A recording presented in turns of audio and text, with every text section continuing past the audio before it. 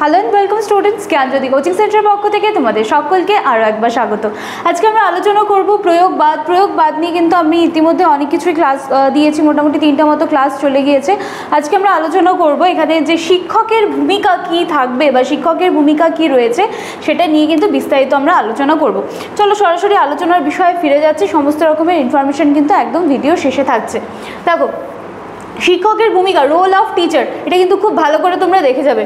কি বলছে, বিদ্যালয় পরিবেশের সর্বাপেক্ষা গুরুত্বপূর্ণ অংশ কি? শিক্ষক। একটা বিদ্যালয় বা স্টুডেন্টস যারা রয়েছে, ছাত্ররা, তারা অবশ্যই কিন্তু টিচার বলো বা শিক্ষক বলো, এই ছাড়া কিন্তু তারা অসম্পূর্ণ। ঠিক আছে, তো প্রয়োগবাদে শিক্ষকের এই গুরুত্বকে কিন্তু যথেষ্টভাবে স্বীকৃতি দেওয়া হয়েছে।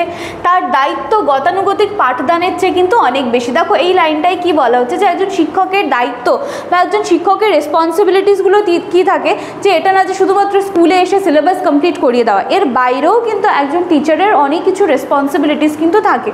ঠিক আছে, প্রয়োগবাদ অনুযায়ী শিক্ষক কি বলা হচ্ছে, শিক্ষার্থীর বন্ধু, সহায়ক এবং নির্দেশক। তাই প্রয়োগবাদ পদ্ধতি হচ্ছে একটা প্রকল্প পদ্ধতি এবং এই পদ্ধতির সমস্ত স্তরে সমস্যাগুলোকে বেছে নেওয়া, নির্বাচন করা, প্রকল্প রচনা, প্রকল্প সম্পাদন ইত্যাদি ব্যাপারে কিন্তু শিক্ষার্থীরা যেমন প্রত্যক্ষ এবং সক্রিয় ভূমিকা পালন করে, তেমনি প্রকল্প পদ্ধতির যে প্রত্যেকটা স্তরের কথা বলা হচ্ছে, প্রতিটা স্তরে কিন্তু শিক্ষক পরোক্ষভাবে গুরুত্বপূর্ণ ভূমিকা পালন করে। ঠিক আছে, এখানে দেখো তারপরে কি বলা হচ্ছে, প্রয়োগবাদীরা কি বিশ্বাস করে, যে শিক্ষার্থী নিজের জীবন ও অভিজ্ঞতা হতে কিন্তু শিক্ষা লাভ করে। তাই শিক্ষকের কাজ কি? উপযুক্ত অভিজ্ঞতা, বিশেষ করে সামাজিক অভিজ্ঞতা পরিবেশন করা। কারণ এখানে কি বলছে, যে একজন শিক্ষার্থী বিদ্যালয়ে আসবে এবং শিক্ষকের থেকে কিন্তু শিক্ষাটা গ্রহণ করবে। তো শিক্ষার্থীর নিজের জীবন ও অভিজ্ঞতা থেকেই কিন্তু অনেক কিছু সে শিখতে পারে। তো এখানে কি বলছে, তো সেই রকম একটা অবস্থায় দাঁড়িয়ে শিক্ষকের কাজ কি?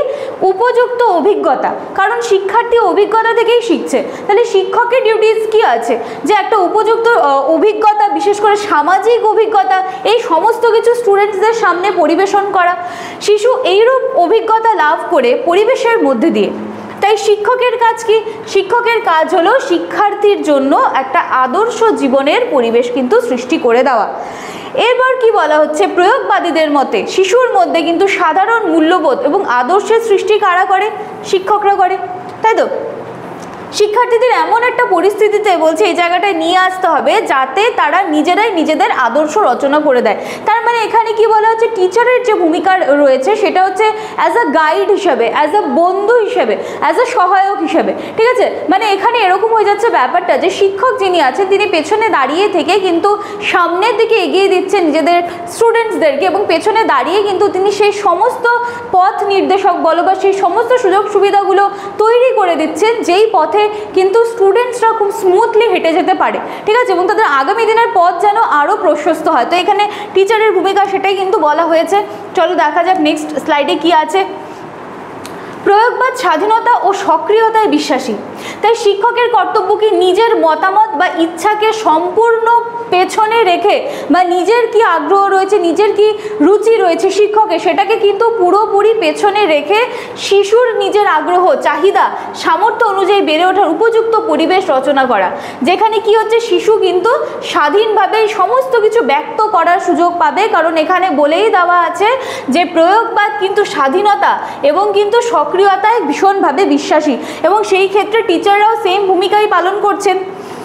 প্রয়োগবাদ চিন্তার চেয়ে কাজের প্রতি অধিকতর গুরুত্ব দেয়। তাই শিক্ষকের কাজকে শিশুদের উদ্দেশ্যমুখী কাজের মধ্যে দিয়ে বিভিন্ন সমস্যা সমাধানে উৎসাহিত করা। এছাড়া প্রয়োগবাদ অনুযায়ী জীবন হচ্ছে পরীক্ষা নিরীক্ষামূলক। তাই শিক্ষকের কাজ কি? শিক্ষাক্ষেত্রে শিক্ষার্থীদের অভিনব পরীক্ষা এবং গবেষণায় আরও তাদেরকে উৎসাহ দেওয়া হবে। এছাড়া উপযুক্ত পরিবেশের তো আয়োজন টিচাররা করেই থাকবেন। এছাড়াও প্রয়োগবাদীরা কিন্তু সৃজনশীলতার আদর্শে বিশ্বাসী। তাই তাদের মতে বলছে শিশুর সৃজনশীল মনোভাব সৃষ্টি করা কিন্তু শিক্ষকের অন্যতম কাজ। ঠিক আছে, তো এই ছিল প্রয়োগবাদে আমরা শিক্ষকের ভূমিকা দেখলাম, যেখানে কিন্তু শিক্ষকের ভূমিকাকে খুব সুন্দরভাবে পোর্ট্রে করা হয়েছে, যেখানে প্রয়োগবাদ স্বাধীনতা সক্রিয়তার কথা বলছে, সেইখানে দাঁড়িয়ে কিন্তু খুব সুন্দরভাবে শিক্ষকের ভূমিকাগুলোকে সুন্দরভাবে কি বলবো যে পোর্ট্রে করা হচ্ছে, যে কীভাবে একজন টিচার কিন্তু পথপ্রদর্শক হিসেবে, একজন বন্ধু হিসেবে, একজন ভালো সহায়ক হিসেবে কিন্তু স্টুডেন্টসদেরকে একাধারে হেল্প করে যাচ্ছেন, ঠিক আছে। এবং শুধুমাত্র টিচারের ডিউটিস কিন্তু সেই সিলেবাস কমপ্লিট করা বা স্কুলে আসা এইটুকুর মধ্যে কিন্তু সীমাবদ্ধ আর থাকছে না, এখানে কিন্তু সেই বিষয়টাই বলা হয়েছে, ঠিক আছে। তো চলো, এই ছিল আমাদের ক্লাস বা আলোচনার বিষয়। এবার লাস্টের স্লাইডে তোমরা দুটো কন্ট্যাক্ট নাম্বার দেখতে পাচ্ছ। এই নাম্বার দুটি হলো আমাদের জ্ঞানজ্যোতি কোচিং সেন্টারের অফিসিয়াল হেল্পলাইন নাম্বার। অ্যাডমিশন অনেকদিন আগের থেকে শুরু হয়ে গিয়েছে এবং অ্যাডমিশন চলছে, তোমরা চাইলে আমাদের সাথে যোগাযোগ করে নিতে পারো।